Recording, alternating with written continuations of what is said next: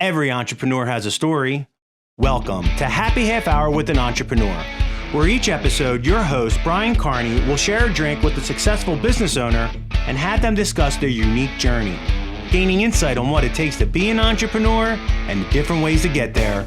Brian isn't just a beer nerd, he's also the co-founder of River's Edge Advisors, a financial planning firm headquartered in Delaware, specializing in working with business owners. It's time to pour yourself a drink and enjoy a happy half hour with an entrepreneur.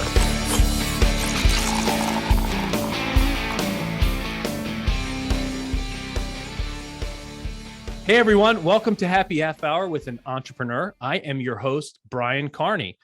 My guest today is Katie Loizeaux, the owner of a Wilmington franchise of Viamark Advertising. Katie started in radio advertising sales. Katie has been, Jesus Christ. Hey everyone, welcome to Happy Half Hour with an Entrepreneur. I'm your host, Brian Carney. My guest today is Katie Loizeaux, the owner of the Wilmington franchise of Viamark Advertising. Katie started her career in radio advertising sales, and she did it for 11 years before ultimately starting her own advertising business. Also, she is one of the most dedicated Philadelphia Eagles fans on the planet, something I'm very envious of. Katie, welcome to the show. Thank you. Thanks so much for having me. Yeah, I'm really excited to talk to you today. So for our conversation, I'm going to be drinking a beer that my brother-in-law actually gave me this past weekend. It's from a brewery called Icarus Brewing in Lakewood, New Jersey. And the name of the beer is Pound of Idaho Feathers. So we'll give it a rating at the end. What are you going to be drinking? I'm going to be drinking this A to Z Pinot Noir. Ooh. I'm not really a beer girl. I'm more of a wine girl. I actually love Pinot Noir.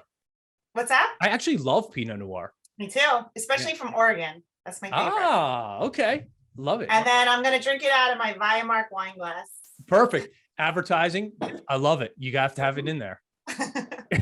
First, let's jump in. Tell me a little bit about your business. Okay. So we are a full service advertising agency, which means that we could help with any parts of advertising that any of our clients need: web design, graphic design, media planning, etc., digital advertising. But we're a franchise. So that's what makes us unique. As far as I know, there's no other full service marketing agencies that operate as a franchise model. So there's other Viamark offices throughout the country, not just here in Delaware. And we share our creative resources.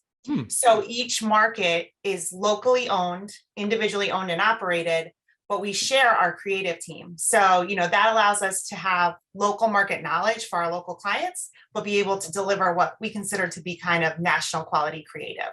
That's pretty interesting. So how many franchises across the country are there? There are 14. Oh, wow. And like what other types of cities are they in? We're exclusively on the East Coast. Okay. In various cities, all the way from Boston down to Charleston, South Carolina. Viamark started in the Carolinas, so there's several offices in the Carolinas. Okay, so that's and your specialty is local advertising, right? Correct. Yeah. So, like I said, each individual office is locally owned and operated. Yeah. So the owners of each office are kind of media experts in their market. They've been, like in my case, in radio advertising sales in the market, they know the local market. That's it. That's really interesting. Well, since you bring up radio advertising, so you get your career selling radio advertising in Poughkeepsie, New York. That's where I started. Yes. So how that is a really tough business. So how was that experience for you? Well, I was very young and just out of college, and nobody told me it was supposed to be tough. So I didn't know. So I didn't find it tough. I didn't realize it was supposed to be tough till later. Yeah. I loved cold calling and developing new business and meeting local business owners and, helping them achieve their goals. I loved every part of the business. I didn't really love being in Poughkeepsie so much. Sure. Yeah. That's where I went to college, and I loved it in college. I loved my college experience, but all my friends kind of graduated and moved away, and I didn't have any family there. So I was like, what am I doing here? Which is how I ended up in Delaware. But okay. I loved the overall experience. I loved the job. So you said something that is a little bit shocking to me. You said, and I quote, "I love cold calling." Yes, I did. You did? I don't love it so much anymore. I find that it's difficult to cold call for Viamark. Yeah. Because not everybody knows what Viamark is, and not everybody knows whether or not they need an advertising agency. Yeah. Everybody knows what your local radio station is. Right. In my case, it was K104. I mean, it's a Poughkeepsie station. You probably never heard of it. But when I said I was Katie from K104, people knew what that meant. So, wow. Yeah, I loved it. I liked cold calling. It was fun. That's great. Now that whole industry is completely different now, with all the consolidation in the radio stations, but you get to Delaware. And so how do you end up here? So I continued on my journey with selling radio advertising. I worked here locally at WJBR. Or do you mean how did I end up in Delaware, or how did I end up in Viamark? How did you end up in Delaware? Yeah. Well, so I told you I didn't like Poughkeepsie. My sister was in Florida. So I started applying for radio sales jobs in Florida. Okay. Closer to my sister. And my boss who had hired me at the radio station in Poughkeepsie had already left. So I had a new boss, and I didn't want him to know that I was looking for a job, obviously. Of course. So I called her and I said, hey, would you be a reference for me? I'm trying to get a new job. And she said, well, where are you applying? I said, radio stations in Florida. And she said, well, no, I don't want to be a reference for you. I want you to come work for me here in Delaware. I was like, I don't really know anything about Delaware, but I liked working for you, so I'll give it a shot. And here you are. How many years ago was that? That was 2004. So doesn't everyone just dream of moving? Yeah, that's crazy. Yeah. And everyone, I think, dreams of ending up in Delaware at some point. I think so. I think I just got here early. I was the lucky one. So you're selling radio advertising for WJBR. And then what makes you decide that, all right, I want to go do my own thing? How's that come to be? Well, I never really pictured myself a business owner. Yeah. It wasn't something that, was my goal all along, but I just fell in love with the concept of Viamark. So I found out about Viamark because there's an office in Philadelphia. Okay. And the guys that owned that office in Philadelphia, some of their clients were clients of my radio station. So they were buying advertising from me. I got to know the guys really well. And I worked with a lot of different agencies. So I was very familiar with how agencies worked, but these guys were different. I'm like, how are you working out of your house? But then you're still sending me these great commercials. Like, what is this? Yeah. So I just started asking them more and more questions about Viamark. And I kept thinking like, wow, whoever does that in Delaware is going to be really successful. I feel like Delaware kind of needs something like this. Right. So I was like, well, I could be that person. Why not? Right. Of course. Yeah. And that's really how it started. So tell me a little bit about you're actually the first franchise business owner that we've had on the podcast. So I'm really interested in that whole model and how that works. So tell me a little bit about that process and how that works. Well, I don't really know if our process is the same as franchises in general, but I can speak to the Viamark process. So in the beginning, it was almost like a job interview. So they are very strategic about who they will sell a franchise to in the local market, because they really want it to be somebody with that local market knowledge. Makes sense. So they want you to have some sort of experience in advertising in that market, whether that's, selling digital advertising, print advertising, radio advertising, creative, whatever it is. You are connected with the advertising decision makers in that market, and you have a knowledge of the media options in that market. Okay. So once I kind of made it through that interview process, then it just became a question of, do you have the means to do this? You have to, buy the franchise and get set up and everything. And, are you financially able to do this, all that? And once that kind of like every piece kept falling into place, then they offered me the franchise, and I was like, I guess I'm going to do this. Let's do it. Yeah. Yeah. So how was the beginning part of it for you? So once you make the initial investment to do it, obviously you have the local experience, you have the advertising background. How getting it off the ground, how was that experience for you? It was challenging in the beginning, like a fun challenge, but challenging. Right. So Viamark is awesome when it comes to training. That's one of the things that I really loved about the franchise. So they were great in getting me all set up, kind of teaching me how to run my business, because I had never really run a business before. I had run a sales department, but not, I hadn't had any experience in QuickBooks or anything, so I had my training with that.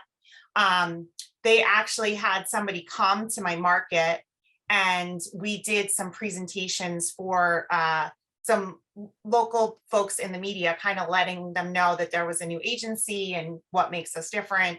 And then in the beginning, whenever I would get new business meetings, somebody from Viamark would come with me on the meetings. Wow, that's So awesome. they kind of hold your hands in the beginning, because even though, I do have the local market knowledge that they were looking for, that doesn't mean that I know all the ins and outs of all the media available, or, Sure. digital opportunities, which have changed vastly even since I opened the office. But Yeah.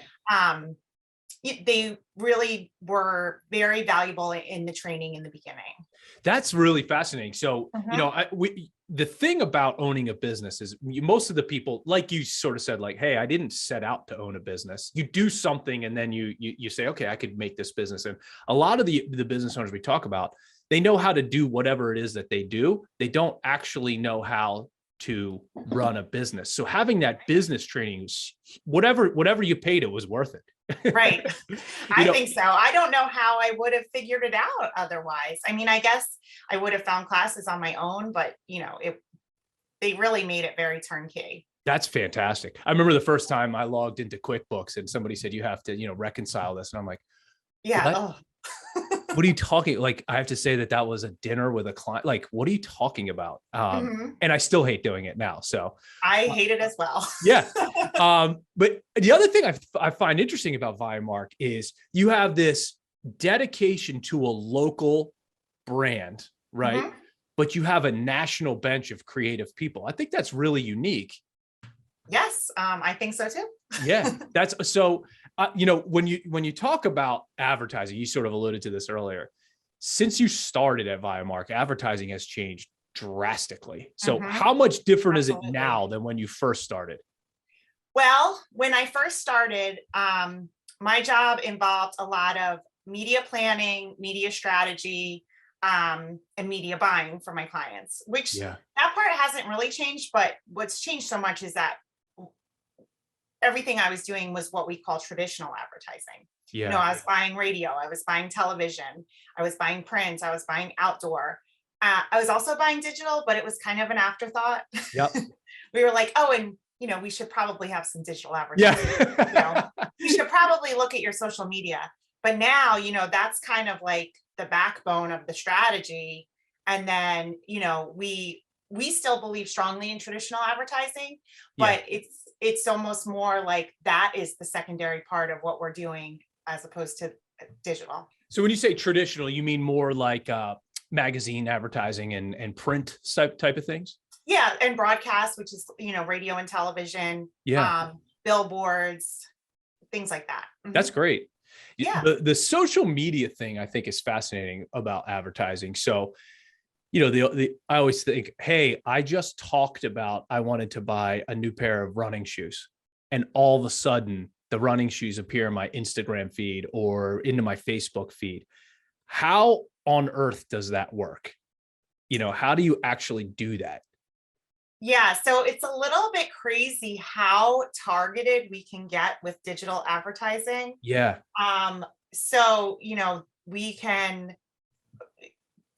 do things like what you're just talking about. Like, I know, you've searched for something and then you see that thing come up millions of times again. Yeah, it's crazy. Or, you were at an event and then all of a sudden you're getting served ads for the next event that's relative to that. And you're like, I didn't even search for it. I just walked in there.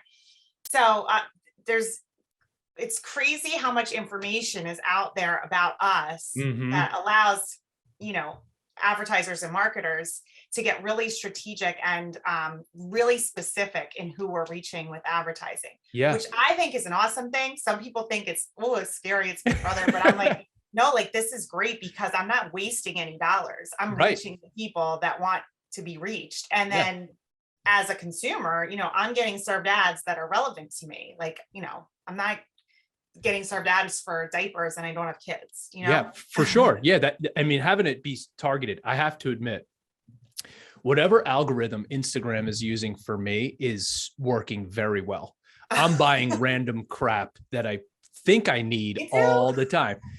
I just bought, like literally a new pair of sneakers that I saw in an Instagram feed that I was like, oh, I really like those. And then Under Armour had them, and here we go. I'm buying them. So it's a crazy thing of how specific you can get in your world.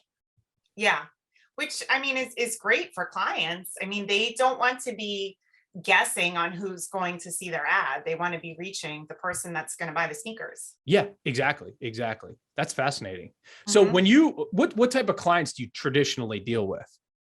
So we can really work with any type of business. We work with automotive dealers, HVAC clients. We work with a medical imaging group, a dermatologist, a roofer, just to name a few. Yeah. But really, like, there's no specific industry that we would prefer to work with or we work better with, but kind of like our sweet spot is that like medium-sized local business that is large enough that they have a budget to spend on advertising. Sure. But they're small enough that they're still trying to do it in-house. And that's the person that we can really help. Yeah, that's great. So to finally say, hey, I graduated from, I have this one person that can post stuff on Facebook or whatever to have a real advertising campaign. Absolutely. Yeah. That's awesome. What do you typically see? What mistake do you see business owners making as it relates to their advertising? I see a lot of mistakes. Probably the most common is I think sometimes business owners want to tell the people who are being served their ad everything about their business in the ad. Yeah. And that's not the goal of the ad.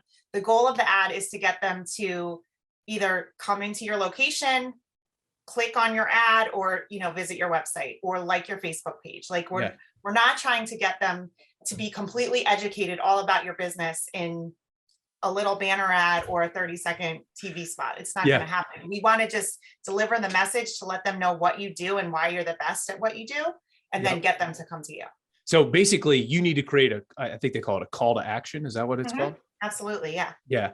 The one thing I find interesting about the business world in general is I feel like the art of simplicity has been lost. So a lot of times I get ads sent to me by email or whatever, and there's so many words. And you don't read them all, I bet. I can't read them all. Like if you send me an email and it's more than a paragraph, I'm probably out on it. I like literally have to concentrate and sit down. So do you ever have people that come in and say, hey, I want to have all these words on here, and you go, okay, here's a better way to say this or do this? Absolutely. Yeah, that happens all the time. And it's our job to find what the message really is in those words and then deliver it concisely so that, the consumer is going to want to get that message and want to know more. Yeah, that makes a lot of sense. Now, I do find that business owners really confuse the word marketing. So the marketing is this big, broad category, but I think, they get confused. They think that marketing is the same thing as branding, is the same thing as advertising, is the same thing as SEO. How do you educate a client so they can understand that all of these things are different, yet play a role in the strategy? That's a great question. And I don't think there's like a one size fits all approach, because some of our clients, some people hire us and they say, I don't want to know what those words mean. I don't want to think about it. That's why I have you. Like, go. Yes. Total outsource. Yeah. Then some people, really are good marketers. They don't necessarily have the time to do everything. So they want to hire us to help execute their vision. And we're happy to do, either one. But I don't think there's really a one size fits all approach on how we teach people the terms, because it's kind of like we teach like on a as needed basis. Yes, for sure. Yeah, that makes sense. The one thing, with your focus on the local advertising, obviously Viamark has 14 locations, but Delaware is such a weird market in the sense that being from Delaware or being in Delaware is really, really important, right? So how have you been able to take the desire for most business owners in Delaware to be stamped Delaware and really, sort of exploit that for them? That's a great question. Like I'm not really sure that we have necessarily like exploited that our businesses are from Delaware. Yeah. Really, like we just try to make them the most well-known fill in the blank in Delaware, like whatever their business is. Yeah. So, sometimes we're focusing on the fact that they're from Delaware, but really what's more important is just like consistency. Yeah. And we want to make sure that, we're identifying what their brand is, and then we're being consistent with that. That's how you kind of like become the most well-known in the market, is by people developing trust with your brand, which is all about consistency. So it's like the same colors, the same fonts. If we're talking about radio or TV, it's like we're using the same voice. Yes. It's the same style graphics for social media. We want to be consistent. Yes. So whether that's talking about that we're from Delaware, like, and we do that consistently or not, I mean, I think I kind of like answered a different question, but no, I think that's actually a really good point, because I think I would imagine you go into business all the time. You go, your colors are all different on between your letterhead and your Facebook page and your Instagram page, and you have to get what do they call that? The color palette, or what is that? Color palette. Yeah. Look at me. I'm like a marketing expert. And making sure that's all consistent. I think the consistency thing is really important and very overlooked oftentimes, especially when someone's trying to do it themselves. Yes, that's the biggest thing that we see, and the biggest like immediate improvement that we can usually make when we start to work with a new client is just getting everything to be consistent. Yeah. And that's so important. That's great. Well, I would be remiss if we didn't talk about COVID. Okay. So a lot of times when turmoil happens in the economy, marketing and advertising is the first thing that goes. How did the pandemic affect your business? And going through the pandemic, how have things been on the other side of it? 2020 was a really rough year for us. As you can imagine, in March, when everything got shut down, the first thing our clients did was they called us and said, we need to pull our advertising because we're not even open. Why are we going to advertise? Good point. And I didn't really even have a comeback. I'm like, of course we're going to pull it. I'm not going to try to convince you to advertise when your business isn't open. Yeah. We're lucky in that we have pretty low overhead. So, I was able to survive that time. But this year has been actually very busy for us. That's I think awesome. that a lot of the local businesses, got some money from the PPP, or were able to apply for grants for their businesses in order to advertise. People had to let people know that there was different ways of doing business with them now. And, in order to do that, they had to advertise. People really took a good hard look at their websites because, that's like the front door of your business. And during COVID, that was like exclusively how we were doing business. Yeah. So we've been helping a lot of clients to kind of revamp their websites. So yeah, 2020 was rough for us, understandably so. Yeah. But coming out on the other side, I think that people are kind of taking a look at the way that they do business, and that's been helpful for us because, we have to get that word out. Yeah. So I guess that would be one of the positives that came out of it. I think a lot of businesses had time to sort of say, holy crap, what are we going to do when when things turn around? And then they can sort of focus on things like you said, like your website, and starting to hit the gas once things opened up. Yeah. Yes, definitely. That's great. So as a business owner, I know a lot of times people are in search of a mentor. Were you lucky enough to have a mentor in your life? I was lucky enough to have several, but there's definitely one who stands out. And that's the woman that I referenced earlier. Her name was Jane Barch. Unfortunately, she passed away. Oh, no. But she was the one that brought me to Delaware. And yeah, she was awesome. So talk a little bit about that relationship, because, I do think a mentorship is such a valuable experience to happen. So, what are some of the things that she helped you with and that you're, thankful to her for? I think she kind of helped me to get a backbone in the industry. Interesting. Because, when you're first starting out in sales, your job is to sell. Like you're Exactly. supposed to sell everything you can. So I would like just sometimes sell things for like less than their value, like accept to take less because I was trying to like To get a yes. trying to get a yes. And she was a badass. I don't know if I'm allowed to say that or not, but Sure. she was like, do you watch Yellowstone? You know what? I just started watching it last week. I watched the first episode. A little bit of Beth Dutton, but way nicer. Okay, But that's the daughter, right? Yep. Okay, that's what I figured. Just having watched one episode. Yeah, that's great. Yeah. So you'll know what I mean later, but yeah. But she I would go to her and I would say, well, this client wants me to do this and this and this, and she's like, no, you're not doing that. You don't have to do that.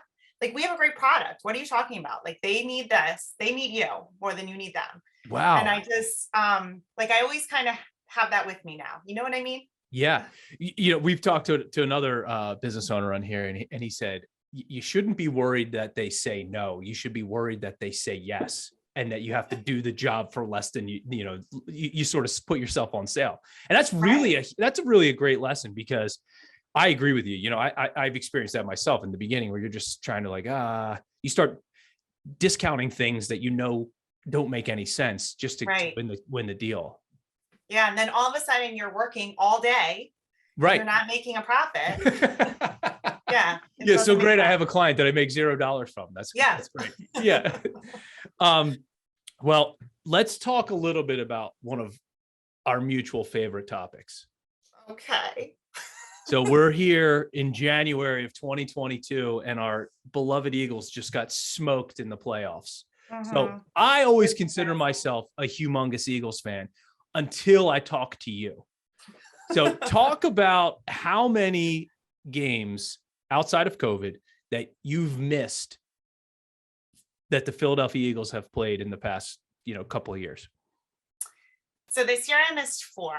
Okay. That was obviously, other than COVID, a record for me. Usually it's like 1 or 0. No, I think when people are probably listening, it's like, okay, well, she makes it to 7 home games.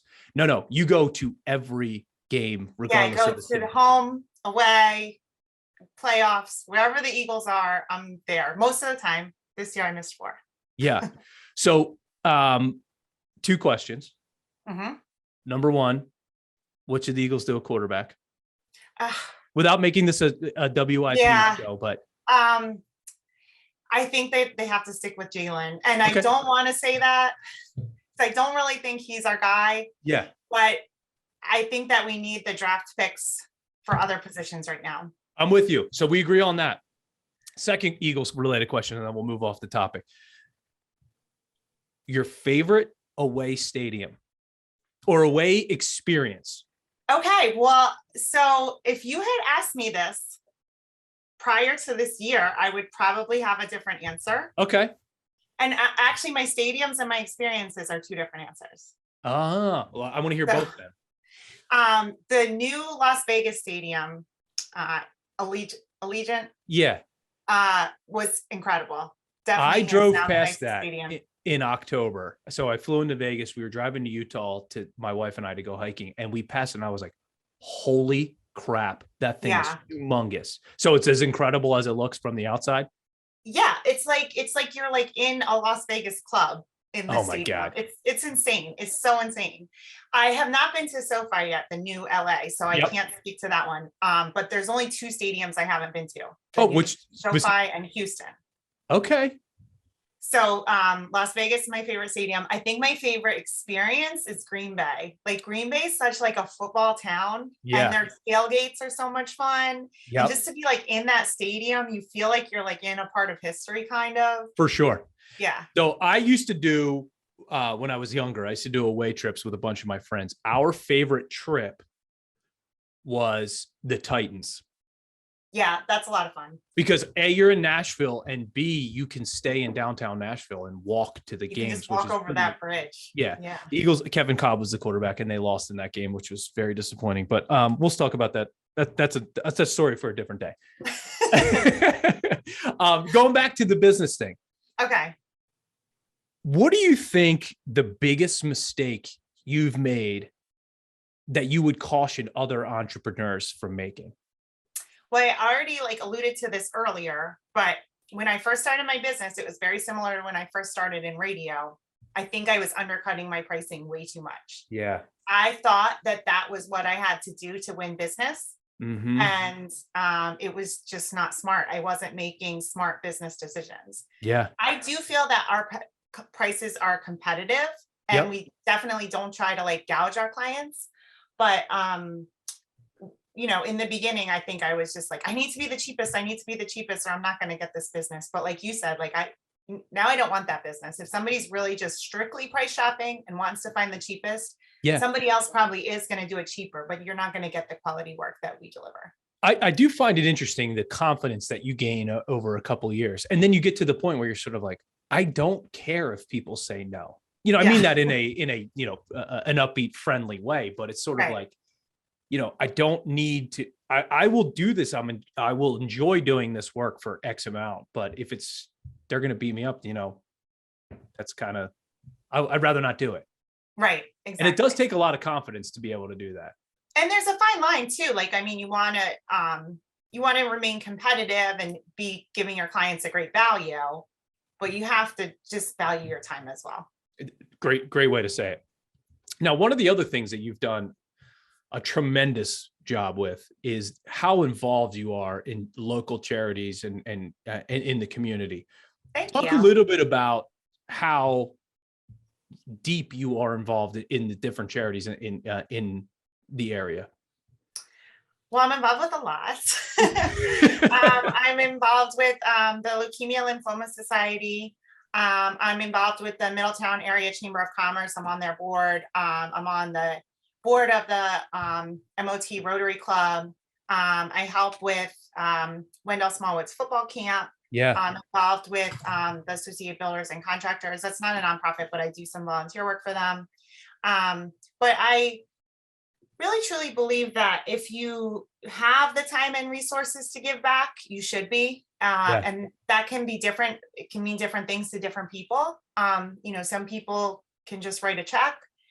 Some people, you know, don't have a lot of time and they can just maybe do something one day a year and help with a cleanup or something. But I just think that it's very important to give back to the community that you live in. And I really enjoy planning events and fundraising, which I know a lot of people don't.